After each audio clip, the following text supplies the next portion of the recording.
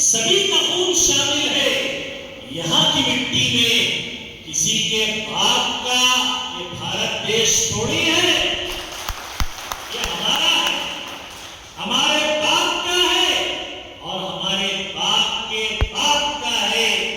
जब ये बहुजन मुक्ति पार्टी के एक एक कार्यकर्ता की जबान पर ये जुमले आएंगे तो ये जुमले नहीं होंगे, बल्कि ऐवानों में बैठे हुए लोगों पर ये वैचारिक रूप से हमले होंगे, ये हमले होंगे। तो साथियों, यहाँ जो विषय रखे गए हैं बहुत ही महत्वपूर्ण विषय, बहुत ही संजीदा। बहुजन मुक्ति पार्टी का निर्माण क्यों किया गया, एक सवाल। जब बीएसपी वैचारिक रूप से कॉम्प्रोमाइज कर ली, पहले उसका नारा था बहुजन हिताय बहुजन सुखाय, ये पहला नारा था। फिर उसके बाद में जब प्रेशर पड़ा, कॉम्प्रोमाइजिंग नेचर आ गया बहन जी के अंदर में और उन्होंने ऐलान कर दिया सर्वजन हिताय सर्वजन सुखाय। उस वक्त फिर बहुजन पार्टी का ऐलान किया गया, निर्माण किया गया, एस्टैब्लिशमेंट किया। ये बहुत ही महत्वपूर्ण बात है, इसको दिमाग में रखिए। लोग कहते हैं अरे ये तो बहुजनों की पार्टी है। नहीं, बहुजनों की पार्टी नहीं। बहुजनों की पार्टी उद्देश्य और लक्ष्य में कॉम्प्रोमाइज नहीं करेगी। बहुजनों की पार्टी दोस्त और दुश्मन में फर्क करते हुए काम करेगी, दोस्त बनाकर काम नहीं करेगी। सर्वजन हिताय, सारे लोगों के लिए। नहीं, सारे नहीं भाई, किराएदार और मकानदार को अलग करना पड़ेगा। किराएदार रहेगा, भले 2,500-3,000 साल पहले आया हो, मकानदार हर वक्त मकानदार रहेगा। तो बहुजन मुक्ति पार्टी का निर्माण इसीलिए हुआ कि हम आइडियोलॉजी पर और पॉलिसी पर और मैनिफेस्टो पर कॉम्प्रोमाइज करने वाले लोग नहीं हैं। जब देखा गया कि कॉम्प्रोमाइज हो चुके हैं, तब बहुजन मुक्ति पार्टी को बनाया गया। बहुजन मुक्ति पार्टी का बहन के बाद 30%, बीएसपी के बाद 30% वोटर थे। आज कितने हैं?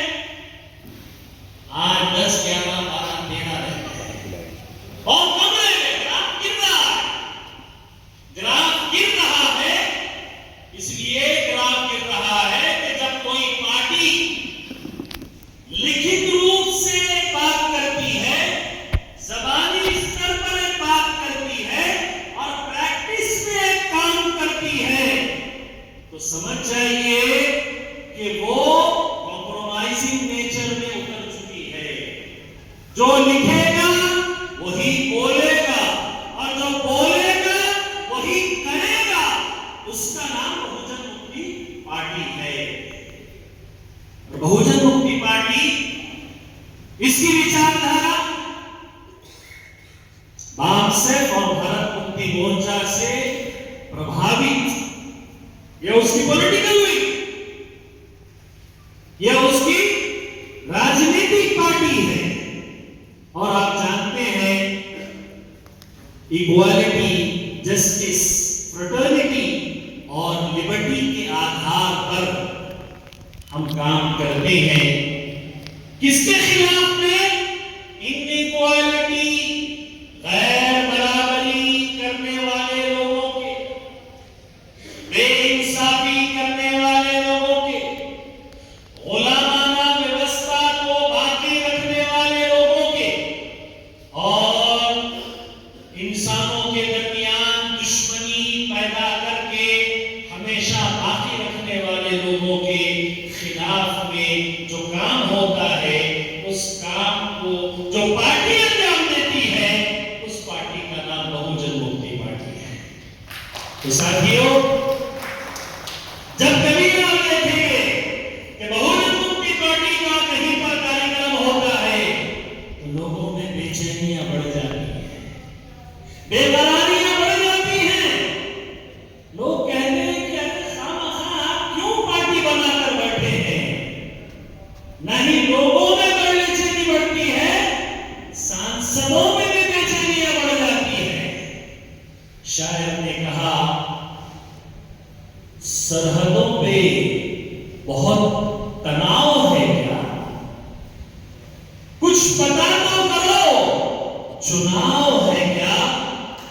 खौफ बिखरा हुआ है दोनों सिमतों में। खौफ जो है कांग्रेस और बीजेपी दोनों को लगा हुआ है, खौफ बिखरा हुआ है दोनों सिमतों में। बहुजन मुक्ति पार्टी का दबाव है क्या, ये दबाव है, ये तीसरे विकल्प का दबाव है।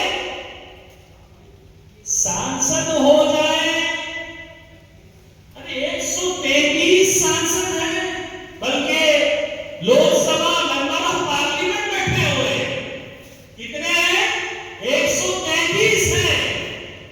पार्टी के वफादार हैं, जाति के गद्दार हैं, पार्टी के वफादार हैं। हम ये समझते हैं कि हमारे आदमी को अरे भाई एमएलए बना दिया, एमपी बना दिया।